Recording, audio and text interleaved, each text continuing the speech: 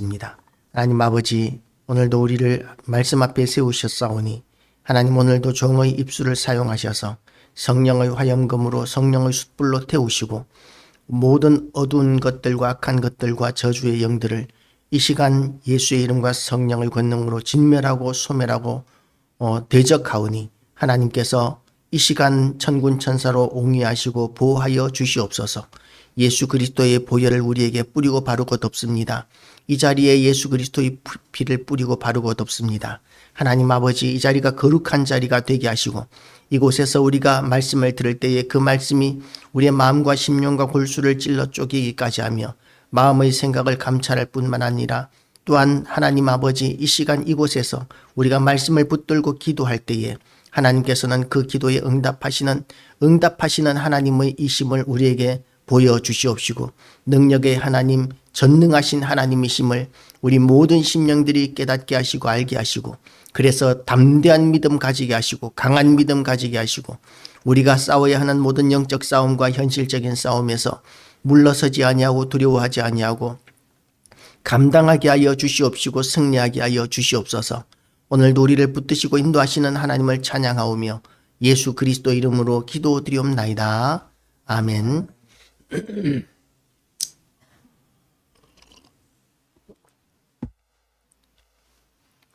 예배 오신 우리 모든 성도님들을 사랑하고 환영합니다.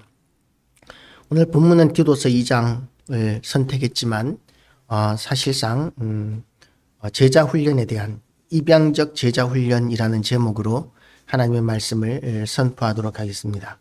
그래서 사실 본문이 굉장히 많은데 여기저기 이렇게 본문들이 많지만 대표적인 본문으로 이렇게 디도서 2장 1절부터 10절을 잡았을 뿐이고 더 많은 구절들이 사실은 있습니다.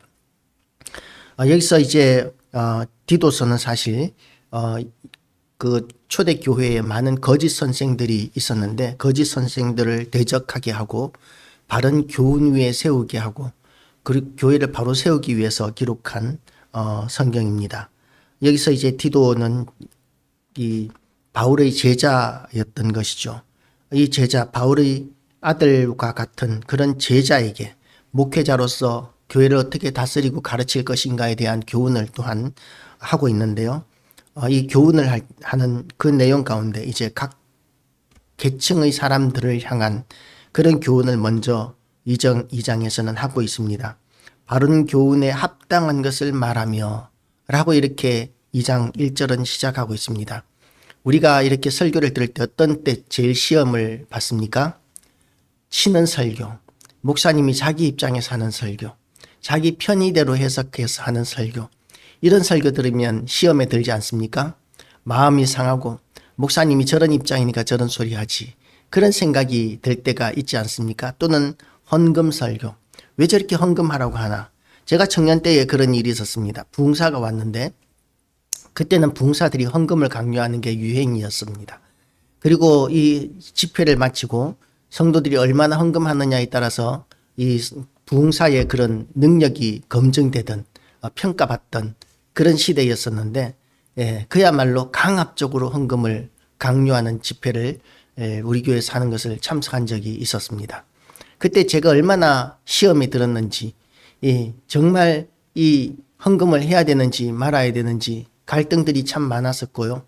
그때 그런 것들이 유행을 하다 보니까 작정한 헌금을 이제 하지 못해서 자기 능력껏 이렇게 성의껏 믿음대로 헌금하면 되는 것인데 그런데 그때는 능력이 없어도 막 작정을 과도하게 시켜서 그 과도하게 작정한 헌금을 하지 못하면 그러면 이제 막 절망하고 좌절하고 심지어는 자살하는 사람까지 나왔었어요.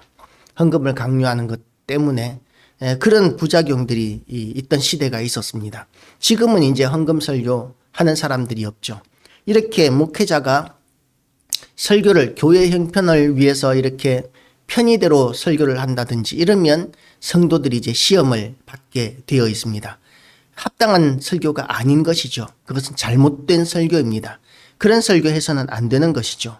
그런데 우리가 해야 되는 설교가 있습니다. 뭐냐 하면 오직 너는 바른 교훈에 합당한 것을 말하며 이렇게 이야기합니다. 그러니까 해야 될 말은 해야 된다는 것이죠.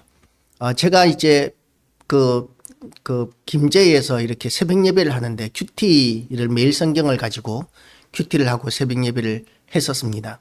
그때에 이제 어떤 한 구절이 나왔었는데 이제 그 한 구절을 그냥 읽고 넘어갔어요.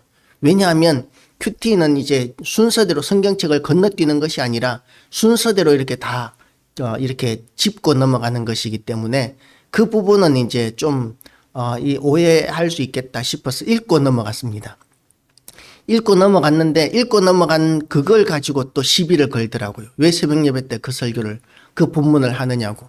아니 읽고 넘어갔을 뿐이고 그건 새벽 예배 매일 성경을 가지고 하는 본문일 뿐인데 그런데 이제 그걸 가지고 또 시비를 거는 사람이 있더라고요.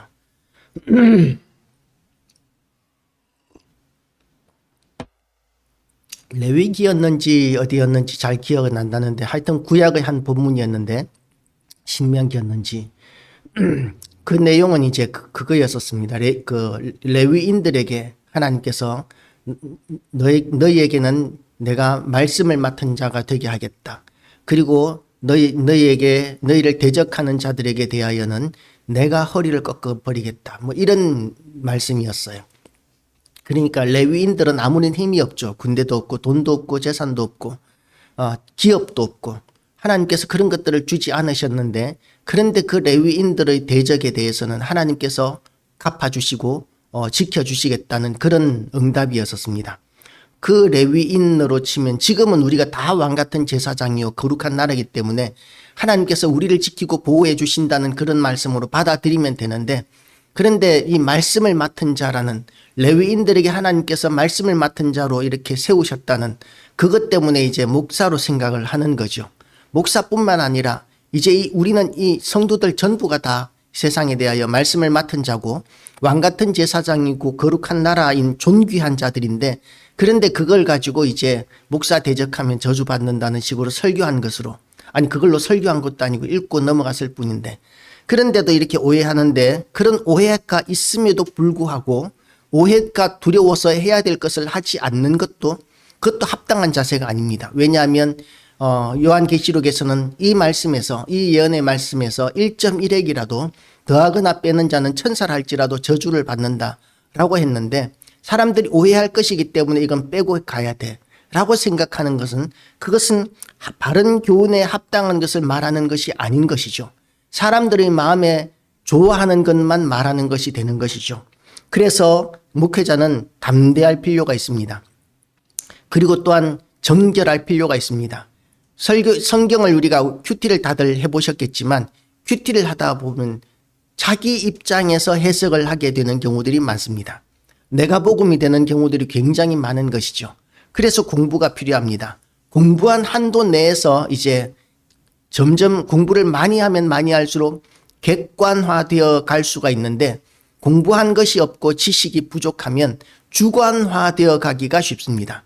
그러니까 이 비유적 해석이라는 거, 성경의 모든 것은 비유비사다 이러면서 막 성경을 이상하게 해석하는 사람들 보면 지식이 부족하니까 막 상징적으로 막 해석을 이상하게 막 하고 그것이 옳은 줄로 알고 성도들은 그런 거에 또 은혜를 얼마나 많이 받는지 몰라요. 그런데 그런 것은 그야말로 내가 복음이 되는 것이죠. 성경을 성경대로가 아니라 합당한 교훈이 아니라 바른 교훈으로 선포하는 것이 아니라 자기의 편리에 따라서 그렇게 설교하게 됩니다. 지식이 부족하면 그런 현상이 생기는데 목회자는 그래서 공부를 평생을 해야 되는 것이죠. 가르치는 자이기 때문에 자기의 고정관념이나 선입관에 이렇게 매몰되지 않고 온전한 진리의 말씀을 선포하기 위하여 끊임없이 공부하고 연구해야 하고 그리고 또한 가르치는 것도 자기의 입장에 매몰되어서 이렇게 자기의 입장에서 성경을 왜곡하는 것이 아니라 바른 진리를 선포하는 어떤 환경에서도 바른 진리를 선포하는 그런 훈련이 되어야 합니다. 그림을 배워도 마찬가지예요. 제가 고등학교 때 미술부를 했었는데 아그리빠상, 석고상을 이렇게 놔두고 그림을 그리면 그림을 다 그리고 나면 누구를 닮느냐 하면 내 얼굴을 닮아요. 그게 그림을 그리는 초보자의 특징입니다. 아그리빠상을 내 얼굴을 보고 자화상을 그려서 내 얼굴을 닮으면 참 잘 그리는 건데, 그런데 아그리빠상을 보고 또 줄리앙상을 보고 그림을 그리는데, 데생을 하는데, 그리고 나서 보면 내 얼굴을 닮는 거예요. 그게 이제 그림 초보의 특징이라고 이야기합니다. 미술부를 해보니까. 그러니까 설교자도 마찬가지인 것이죠. 자기 입장에서 이야기하기가 쉬운데 그래서는 안 된다는 것입니다. 진리 위에서 바로 서야 하고, 그리고 또한 바른 진리 안에서 이렇게 설교할 때에 받는 사람들은 내 입장에서 받는 것이 아니라 진리 가운데서 받아들여져야 합니다. 그래서 바른 교훈에 합당한 것을 말하는 것은 정말 중요하고, 우리는 날마다 성장해 가지 않으면 이런 내 입장에서 듣고 내 입장에서 말하는 그런 습관에서 벗어나기가 정말 어렵습니다. 그래서 날마다 우리는 배워야 하고 훈련 받아야 한다는 것이죠. 그래서 바른 교훈에 합당한 것을 말하고 바른 교훈에 합당한 것을 받아들일 줄도 알아야 합니다. 그리고 여기에서 나오는 늙은 남자 또는 늙은 여자, 젊은 여자, 또 젊은 남자, 그리고 종들에게 대한 이런 각각의 계층의 사람들에게 대한 교훈들을 이렇게 하고 있는 것이죠. 이 교훈들을 통해서 뭘 가르칩니까? 교회에서의 역할들을 가르치는 것이고 삶에서의 역할들을 가르치고 있습니다. 교회에서의 역할, 그러니까 젊은 사람들의 역할이 있고 연세든 교회 지도자들의 역할이 따로 있고, 이렇게 다 역할들이 따로 있다는 것입니다. 각각 그렇게 모든 사람들이 다 이렇게 그 똑같은 역할, 설교하는 역할 또는 뭐 가르치는 역할, 지도하는 역할, 멋있어 보이는 역할, 찬양대 이런 식으로 원하는 것만 해서는 교회가 유지가 되지 않는 것이죠. 교회의 많은 부분들이 남들이 하기 싫어하는 일들도 감당해야만 될 때가 많이 있습니다. 청소라든지 주방이라든지 이런 것들은 참 이제는 교회들마다 코로나 시대를 거치면서 사실 사람들이 다들 하기 싫어한다고 그래요. 큰 교회에서도 이 식사를 이렇게 돌아가면서 이렇게 셀별로 또는 목장별로 또는 구역별로 이렇게 담당을 해서 여전도회별로 이렇게 식사 준비를 하게 되면, 그러면 이제 코로나 때 식사를 안 했기 때문에 그래서 식사를 준비하는 걸 싫어하는 그런 문화들이 굉장히 많다고 합니다. 그런데 이렇게 필요한 일이라는 것이죠. 큰 교회들은, 능력 있는 교회들은 이 업체를 불러서 이렇게 하기도 한다고 그러는데, 그런 것은 바람직하지 않습니다. 교회 안에서 헌신된 그런 일꾼들이 필요하고 남들이 하기 싫어하는 일들을 기쁨으로 하는 곳이 교회입니다. 왜냐하면 그 모든 일들이 하나님의 영광을 위한 일들이기 때문에 그렇습니다. 직장일도 마찬가지입니다. 우리가 어릴 때는 그런 교육을 많이 받았죠. 이 교회에서 우리의 신앙생활은 본업이고 직장생활은 부업이다. 이런 식으로 우리가 교훈을 많이 받았지 않습니까? 제가 청년 때는 그렇게 듣고 배웠었는데, 그런데 우리 칼빈주의 신앙은 그게 아니에요. 우리 칼빈주의 신학은 우리의 모든 직업이 거룩하다. 직업 신수설이라고 이야기하죠. 우리의 모든 직업은 거룩하고 우리는 모든 우리의 삶 전체를 통해서 하나님의 영광을 드러내어야 한다라고 이렇게 이야기합니다. 돈에 대해서도 마찬가지죠. 돈에 대해서 청빈이 우리 유교 사상이지 않습니까? 그런데 기독교적인 물질관은 어떠냐 하면 벌 수 있는 만큼 벌고 선한 곳에 사용하는 것, 이것이 우리의 물질관이어야 합니다. 벌 수 있는 만큼 벌고 모을 수 있는 만큼 모으면서, 그러나 귀한 일에 선한 일에 아낌없이 내 것이라고 주장하는 것이 아니라 모든 것이 하나님의 것이라는 그런 마음으로, 믿음으로 우리가 사용할 수 있는 그런 것들이 이제 우리의 물질관이 되는 것이죠. 그래서 제가 청년 때 어떤 청년은 신학을 시작하는데, 신학을 시작하면서 직장생활 하면서 모았던 모든 돈을 다 헌금해버리고 시작을 하더라고요. 물론 그럴 수도 있지만, 그런데 신학교에 가서 이제 선배들한테 이렇게 선배들한테 훌륭한 목회자가 되기 위해서 준비해야 되는 게 뭐냐고 물으면, 그러면 이제 그 목사님들이, 경험이 풍부한 목사님들이 하는 말이 뭐냐면 돈이다 라는 거예요. 돈을 다 바치고 이제 시작을 했는데 이제 돈을 준비해야 된다 그러는데, 신학하면서 돈을 어떻게 준비합니까? 그러니까 이제 내놓아야 할 때가 있고 모아야 할 때가 있는데 그걸 잘 구분하지 못하면 고생문이 열리는 것이고 제대로 우리가 하나님 앞에 쓰임을 받지 못하게 되는 경우가 있는 것이죠. 우리가 이렇게 하나님 앞에 바른 교훈에 합당한 바른 교훈을 받아들이고 우리의 삶 전체가 하나님 앞에 바른 삶이 되도록 이렇게 하는 것, 이것이 우리 신앙생활이고 거룩한 산 제물이 되고 산 제사가 되는 것입니다. 그런데 거기에서 끝나는 게 아니에요. 오늘 우리는 이제 그걸 우리가 그렇게 사는 것을 통해서 또 다른 사람들을 나와 같이 살도록 훈련시키고 가르치는 일이 중요하다라는 것을 오늘 우리 설교에서는 이야기하고 있는 것이죠. 어떤 그 책 제목이 참 특이했었는데, 나는 인생에서 필요한 가장 중요한 것을 유치원에서 배웠다 라고 하는 그런 책을 책 제목만 읽어보지는 않고 책 제목만 본 적이 있습니다. 우리 인생을 살아가면서 필요한 가장 중요한 것들은 사실 그렇게 많지가 않은 것 같아요. 숫자 셀 줄 알면 되고 더하기 빼기 할 줄 알면 되고 글 읽을 줄 알면 되는 거 아닙니까? 중요한 것은 그거죠. 그 정도면 우리가 세상을 살아가는데 큰 어려움은 없는 것 같습니다. 그런데 더 큰 일들을 하기 위해서는, 더 어려운 일들을 하기 위해서는 평생 동안 공부를 해야 되는 것이죠.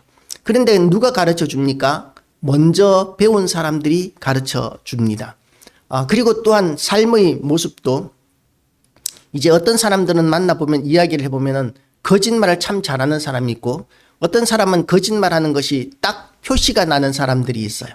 저는 이제 자라면서 부모님으로부터 크게 배운 건 없는 것 같은데 정직해야 된다는 것만큼은 그건 훈련받았는 것 같아요. 거짓말 한번 했다가 들키면 얼반 죽어야 되니까 무서워서라도 거짓말을 못했던 것 같습니다. 어릴 때 거짓말하면 다 표시가 나지 않습니까?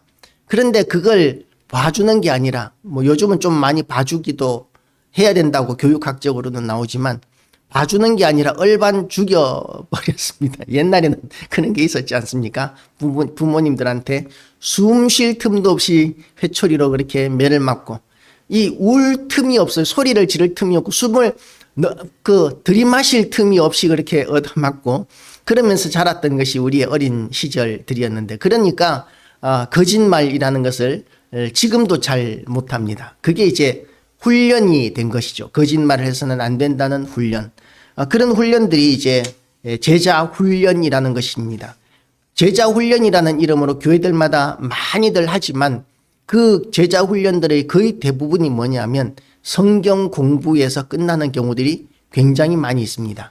그런데 제자 훈련은 뭐냐 하면 살아가는 그 몸에 체득이 되도록 하는 것이 훈련이에요. 지식을 쌓는 것이 아니라 훈련인 것이죠. 그래서 군사 훈련들도 교실에서 하는 것이 아니라 연병장에서 하고 유격장에서 하지 않습니까? 그렇게 해야 전투에 제대로 싸울 수 있는 병사로 길러지게 되는 것이죠. 군사로 그렇게 길러지기 위해서 구르고 뛰고 줄을 타고 낙하산에서 뛰어내리고 이러는 것들이 이제 꼭 필요합니다. 교실에서 칠판에서 이건 뛸 때는 호흡은 이렇게 하고 낙하산에서 뛸 때는 이렇게 하고 낙하산은 어떻게 정리해야 되고 뭐 이런 것들을 교실에서만 해가지고는 되는 게 아니죠. 그렇게 이론적으로만 되는 것이 아니라 훈련을 통해서 되어지는 것이 제자 훈련인데, 예수님께서는 제자들을 가르치실 때 교육만 하는 것이 아니라 훈련을 하셨습니다. 그래서 제자들을 데리고 다니시면서 같이 먹고 같이 자고 그리고 또 파송을 보내서 실습을 시키시고 예수님께서 하시는 모습들을 몸소 보여주시고 그렇게 이제 제자 훈련을 하셨던 것이죠.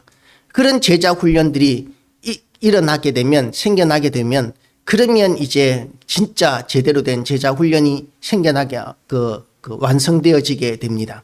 제가 전에 있던 교회 부목사 하면서 이제 제자 훈련 한 파트를 맡았었습니다. 그런데 제자 훈련 한 파트를 맡았었는데, 그런데 이제 그 성령 부분을 하게 되었어요. 성령 부분을 하게 되었으면 성령의 능력의 역사에 대해서 건너뛸 수가 없지 않습니까? 성령의 능력, 은사, 이런 것에 대해서 건너뛸 수가 없어서 이제 이론적으로 물론 설명할 수도 있지만 실습을 시켰었습니다. 어떤 실습을 시켰느냐 하면 아픈 사람 혹시 어디라도 아픈 사람 있으면 나오라고 그러고 그리고 가운데 놓고 그 배우는 사람들 성도들 다 뺑 둘러서서 손을 얹고 기도하게 했어요. 하나님께서 치료해 주실 것을 기도하라고 했습니다. 저는 이제 머리에다 손을 얹고 다른 분들은 이제 다 어깨에다 이렇게 손을 얹고 등에다 손을 얹고 이러면서 이제 다 통성 기도를 하고 그렇게 했었습니다. 그랬더니 아프던 사람들이 안 아픈 거예요. 신기하다고 다들 신기하다고 그렇게 어떻게 이런 일이 실제로 일어나는지 신기하다고 이렇게 하는 사람들이 있었고 그리고 이제 또 그래서는 안 되는데 부목사한테 전화해가지고 목사님 기도해 주세요. 부목사는 안수기도 해주면 안 되거든요. 담임 목사님이 하셔야 되고 부목사는 그 담임 목사권이 없기 때문에 함부로 안수기도 하면 안 됩니다. 그런데 안수기도 해 주십시오. 뭐 그리고 축복해 주십시오. 뭐 이러는 사람들이 생겨나더라고요. 그래서 실습을 함부로 해도 안 되겠다는 생각을 그때는 했었는데 그렇게 하나님의 성령의 역사에 대해서도 예수님께서는 제자들에게 그런 실습들을 시키셨어요. 둘씩 짝을 붙여서 보내시면서 가는 곳마다 이제 첫 번째 들어가는 집에서 머물고 그리고 이제 복음을 전하게 했더니 제자들이 와서 한 선교 보고가 뭐였습니까? 우리가 기도했더니 병든 사람이 낫고 그리고 귀신이 떠나가더이다 라고 하면서 이렇게 예수님께 이 막 자랑을 했었잖아요. 하나님께서 우리에게 그런 은사와 능력을 우리에게도 주셨음을 믿으시기를 축복합니다. 우리가 믿음이 없어서 잘 사용하지 않아서 그렇지 우리가 담대하게 붙들고 기도하면 역사가 나타나는 것이 정상이에요. 물론 모든 경우에 다 나타나지는 않지만 굉장히 많은 부분에서 우리가 기도한 대로 이루어지는 것들을 기도해보면 경험하게 됩니다. 제가 이렇게 그 방위 받을 때 저는 해안초소 근무를 했었는데 우리 때는 방위가 많았어요. 인적 자원이 많았기 때문에. 그런데 부산 해운대에서 방위를 받는데 그때 이제 장마철이라 가지고 이제 태풍도 온다 그러고 일기예보에서 비 올 확률 100% 오늘 밤에는 비 온다고 비 올 확률 100%라고 이렇게 이야기를 했었는데 그때 이제 그 대표 기도를 그 투입전 기도라고 했습니다. 해안초소 경계 근무 나가기 전에 투입전 기도라는 것을 하는데 제가 교회 다닌다고 그러니까 저보고 시켰어요. 교회 안 다니는 군인들도 많으니까 그때 제가 무슨 용기였는지 그때 그렇게 기도했습니다. 하나님 오늘 밤에 비 올 확률이 100%라고 하는데 하나님 비 오지 않게 해주셔서 하나님이 살아계심을 우리에게 보여주시옵소서. 밤새도록 비 맞고 경계 근무 서야 되는데 그런데 그 하나님께서 우리의 수고를 덜어주시고 비 오지 않게 하심으로 하나님이 살아계심을 우리 모든 병사들에게 보여주시옵소서. 그렇게 기도를 했다는 거 아니에요? 그날 밤에 비가 안 왔었습니다. 그런 일들이 우리가 기도하면 얼마든지 나타난다는 것이죠. 그런 일이 또 있었습니다. 전에도 이야기했었지만 개척교회 상가 창문 유리 붙일 때도 그 유리 붙이는데 창문 다는데 비 오면 안 된다고 그래서 성도들이 다 가서 이렇게 엘리야의 기도를 들으시고 엘리야의 기도를 들으시고 3년 반 동안 비를 멈추신 하나님 지금 우리의 기도를 들으시고 내일 비가 오지 않게 해주시옵소서. 그랬더니 그 다음날 비가 안 왔는데 업자가 비 올 줄 알고 공사를 안 하더라고요. 그렇게 하나님께서는 우리의 기도를 통해서 얼마든지 역사하십니다. 그래서 우리는 하나님을 의지하는 삶을 이렇게 예수님을 통해서 배워야 되는 것이죠. 예수님께서는 제자들을 그렇게 가르치셨습니다. 우리가 제자들을 삼는 것도 마찬가지예요. 우리가 하나님의 말씀을 성경 공부식으로 가르치는 것도 정말 중요합니다. 그런데 성경 공부식으로 가르치면 그러면 이론적인 그리스도인이 됩니다. 그런데 우리는 실제적인 그리스도인이 되어야 하지 않습니까? 실제적인 그리스도인이 되기 위해서 우리가 은사를 체험하는 것도 참 필요한 일이라고 저는 생각합니다. 은사가 없을 때 저는 청년 때는 난 은사 없어도 잘 믿어. 나는 은사 필요 없어. 그렇게 스스로를 합리화하면서 은사 구하는 것을 두려워했어요. 왜냐하면 하나님께서 안 주시면 어떻게 하지? 어떻게 이걸 해명하지? 뭐 이런 두려움이 있었던 것 같아요. 그런데 하나님은 우리가 하나님을 그렇게 인정사정 봐드려야 할 만큼 연약한 분이 아니십니다. 하나님은 전지전능하신 하나님이십니다. 무한하신 하나님이십니다. 우리에게 얼마든지 그런 은사를 주시고 능력을 주실 수 있는 하나님이시고, 그것들을 하나님께서 물 붓듯이 우리에게 부어주시기 위해서 성령을 우리에게 주셨습니다. 그래서 이 구약 성경에서는 또 물론 성령이 나오시는데, 구약 시대에는 몇몇 선지자 극소수의 사람들에게만 성령이 임하셨지만, 그러나 신약 시대에 와서 마가의 다락방 사건 이후로부터는 모든 성도들에게 하나님께서 성령이 임하도록 그렇게 축복하셨던 것이죠. 그래서 우리는 받았던 그 성령으로 말미암아 하나님의 능력이 우리에게 있다는 것을 믿어야 합니다. 하나님께서는 우리와 함께 하시고, 우리가 기도하면 역사하시고 응답하시고 기적을 이루시는 하나님, 그리고 우리 아이들을 지혜롭게 하시고 똑똑하게 하시고 얼마든지 하실 수 있는 하나님이십니다. 그걸 예수님께서는 제자들을 실습을 시키시면서 가르치신 거예요. 얼마나 신기하고 신나는 일입니까? 우리도 그런 실습들을 하게 되시기를 주님의 이름으로 축복합니다. 어떤 권사님은 전도하는데 은사가 있던 분이 아니었다고 그래요. 그런데 이렇게 전도할 때마다 제가 기도해 드리면 안 될까요? 기도해 드려도 될까요? 그렇게 이제 축복 기도해 주는 것으로 전도를 했다고 그래요. 그런데 은사가 없던 분인데도 불구하고 그렇게 기도해 줬더니 기도한 대로 이루어지는 일들이 굉장히 많더라는 그런 간증을 들은 적이 있습니다. 그래서 전도왕이 됐다는 이야기도 들었는데요. 그렇게 하나님께서는 우리가 상상하지 못하는, 우리가 기대하지 않았던 것들이라 할지라도 하나님께서는 지금도 살아계시고 역사하시는 하나님이심을 우리가 믿음으로 나아가면 얼마든지 보여주시고 응답하시는 하나님이시라는 것을 우리의 삶 가운데서 끊임없이 경험하게 하시는 하나님이시라는 것이죠. 그래서 지금 이후로부터 우리가 담대한 믿음을 가지게 되시기를 축복합니다. 예수님께서는 그런 담대한 믿음을 제자들에게 심어주기를 원하셨던 것이죠. 그리고 예수님께서는 그 일을 제자들에게 가르치시면서 또 다른 사람들을 제자로 삼도록 그렇게 지시하시고 인도하셨습니다. 나만 그런 은사가 있는 게 아니에요. 또 다른 사람들에게 그런 은사들이 하나님께서는 전달되기를 원하십니다. 임파테이션이라는 말이 있습니다. 임파테이션, 나에게 있는 은사를 다른 사람들에게 이렇게 전달해주는 은사예요.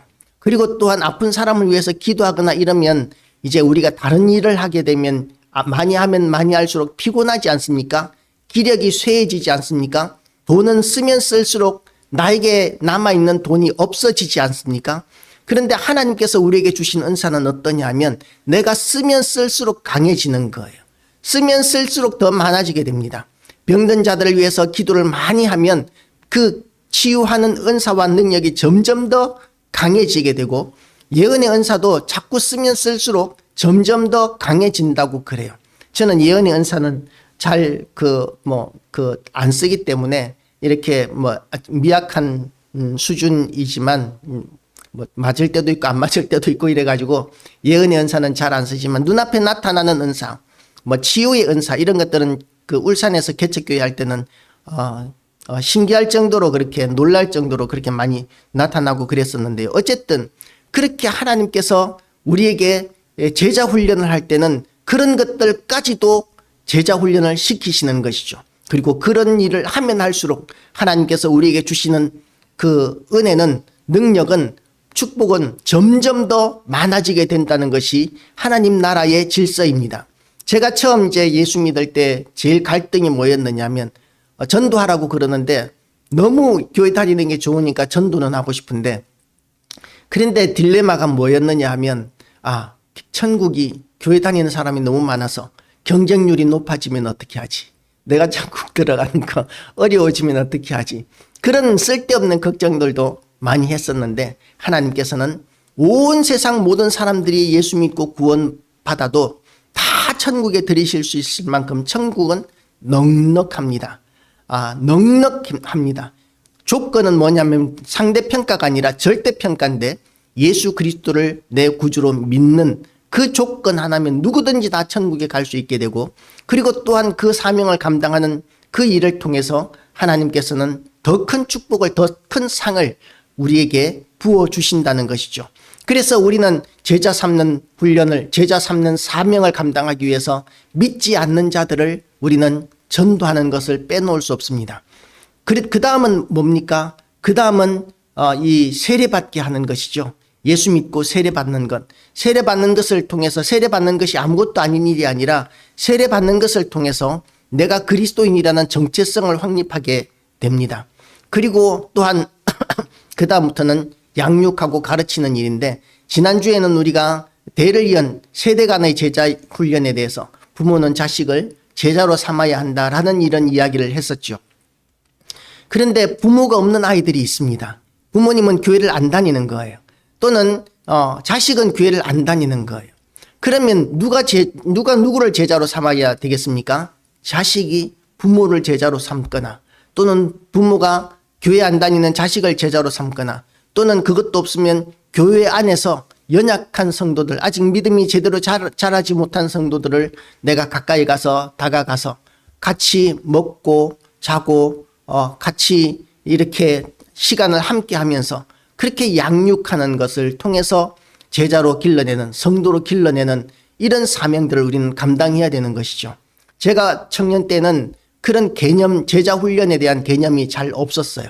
사랑의 교회가 이제 시작된 지 얼마 되지 않았고 제자 훈련이 유명하다고는 하는데 도대체 어떻게 해야 되는 건지는 전 몰랐었고, 학생 때였었으니까, 고등학생 때였었으니까.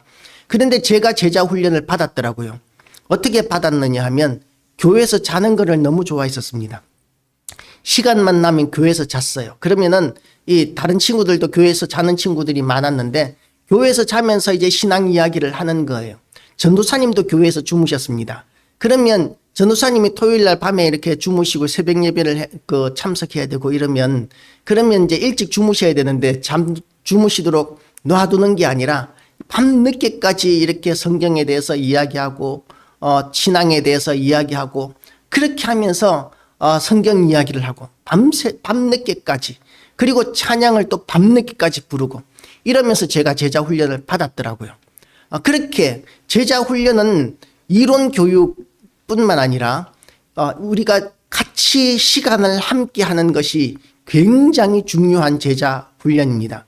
그래서 지금 가장 간단한 제자 훈련 가운데 하나라면, 이제 교회 처음 나온 아무것도 모르는 사람이 있다면 성경을 찾아준다든지 성경을 찾는 법을 가르쳐 준다든지 이런 것들도 이제 제자 훈련의 시작이 될 수 있겠죠.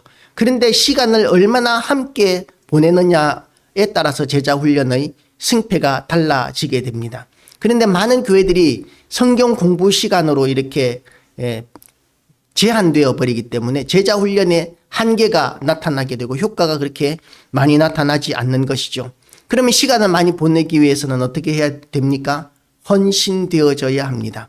부모가 자식에게 시간을 많이 함께 하지 않으면 바른 양육이 되지 않는 것과 같이, 지금은 자식도 이렇게 바른 양육을 제대로 하지 못하는 가정들이 많지 않습니까?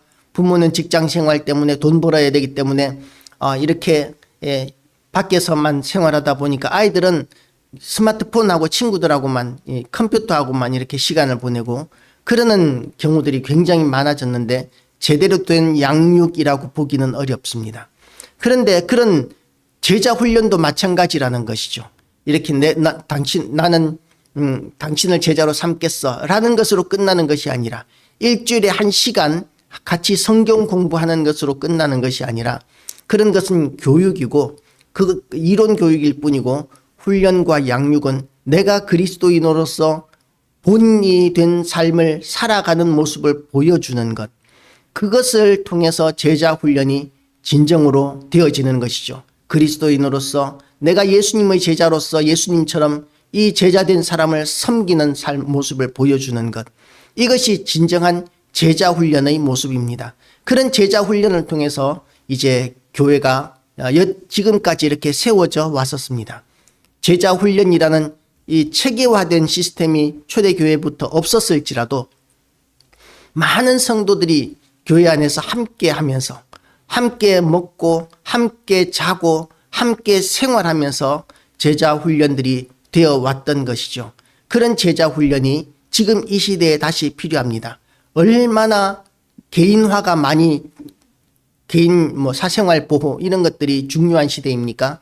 그러니까 관여하는 거 싫어하고 지금은 신방하는 것도 싫어하는 시대가 되었고 이제 다른 교회들도 이렇게 등록 신방도 안 받으려고 하는 사람들이 태반이에요. 그러니까 거의 대부분이 등록 신방조차도 안 받으려고 하고 이러니까 이제 신방조차도 없고 그러니까 주일날 예배 드리는 것 말고는 함께 할 시간이 거의 없는 그런 시대가 되어 가고 있습니다. 그러니까 교회가 점점 더 약해져 가고 있습니다. 함께 시간을 보낼 수 있어야 합니다. 교회 와서 기도하는 시간들이 기쁜 시간이 되고 즐거운 시간이 되고 제가 고등학교 때 그런 일이 있었어요. 방학 때도 학교를 다녔었는데 고3 때였어요. 학교 갔다가 오는 길에 교회를 들려서 이렇게 기도하고 가고 그랬는데 그러면 이제 혼자서 처음에는 기도를 시작했었죠. 그러다가 며칠 만에 제 신앙의 멘토였던 다른 친구, 학생회 회장이었던 친구가 같이 기도를 시작했었습니다. 같이 기도를 둘이서 이렇게 기도를 시작하니까 그러니까 또 다른 사람이 기도하러 또 오더라고요. 또 다른 친구들이. 그러면서 방학이 끝나갈 때쯤 되면 한 20-30명 되는 친구들이 이제 그 교회에서 이렇게 그 시간에 함께 기도하는 그런 기도 모임이 저절로 되어버리는 것도 경험해 본 적이 있었습니다.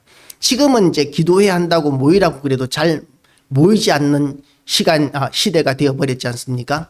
그런데 이렇게 우리가 기도하는 모습을 다른 사람들이 참석할 것이라고 기대하고 하는 것이 아니라 내가 기도하는 삶을 살면 그러면 내가 또 교회를 사랑하고 교회에 이렇게 열심히 이렇게 교회를 지키는 가운데 있으면 하나님께서는 우리를 통해서 또 다른 사람들을 붙여주시고 그렇게 시작된 것이 1907년의 평양 대부흥 운동이었고 그리고 또한 전 세계에서 나타나는 모든 부흥 운동의 동기였었습니다. 한 사람부터 시작하고 두세 사람부터 시작하는 기도 모임부터가 그 부흥의 시작이었던 것이죠. 우리가 지금 수많은 혼자 기도하는 사람들이 있는 시대입니다. 두 사람을 얻지 못해서 또 다른 기도의 동력자를 얻지 못하고 신앙의 동력자를 얻지 못해서 혼자 기도하는 사람들이 굉장히 많습니다. 그럼에도 불구하고 포기하지 말아야 할 것은 하나님께서 때가 되면 그런 기도하는 사람들을 통해서 역사하십니다. 그리고 또한 부흥의 역사를 이루실 것입니다. 놀랍고 위대한 역사들을 이루실 것입니다. 그런 놀랍고 위대한 일을 이루어나가는 제자 양육과 훈련 가운데서 우리가 빼먹지 말아야 할 게 있는데 가장 중요한 것이 뭐냐면 내 제자를 삼는 것이 아니라 하나님의 백성이 되도록 양육하는 그런 스승이어야 한다는 것이죠. 그런 지도자여야 한다는 것입니다. 내가 이만큼 섬겼으니까 나는 이런 인정을 받아야 하고 대우를 받아야 하고 섬김을 받아야 하고 그런 생각을 우리는 내려놓아야 합니다. 하나님을 섬기는 백성을 만들고 일꾼을 만들고 하나님을 바라보는 신앙으로 길러내는 그런 지도자가 될 때에 하나님께서는 하늘의 상을 영원한 상을 우리에게 베풀어 주실 것입니다. 이 세상의 것과는 비교할 수 없는 영원한 상의 주인공이 여기 우리 모두가 되시기를 주님의 이름으로 축복합니다. 기도하시겠습니다. 하나님 아버지, 우리는 제자 삼는 주님의 삶을 통해서 제자의 제자가 되고 또 제자의 제자가 되어서 여기까지 왔음을 고백합니다. 제자 훈련이라는 개념이 어떤 것인지 몰랐지만 예수님께서는 제자들을 위하여 모든 시간을 사용하셨습니다. 하나님 아버지, 우리도 이렇게 헌신된 마음을 허락하여 주시고 또한 여건도 허락하여 주시옵시고 그래서 하나님 아버지, 우리 모든 심령들이 이론적인 그 지식만의 신앙인이 아니라 하나님의 성령의 능력이 충만한 은혜가 충만한 모든 교회와 성도들 되게 하여 주셔서 지금도 하나님께서는 역사하시고 지금도 하나님께서는 위대하신 하나님이신 것을 우리가 확인하게 하시고 누리게 하시고 또한 전하게 하여 주셔서 우리를 통하여 또 다른 수많은 사람들을 주님 존전으로 인도하게 하여 주시옵소서. 감사드리오며 예수 그리스도 이름으로 기도드리옵나이다. 아멘.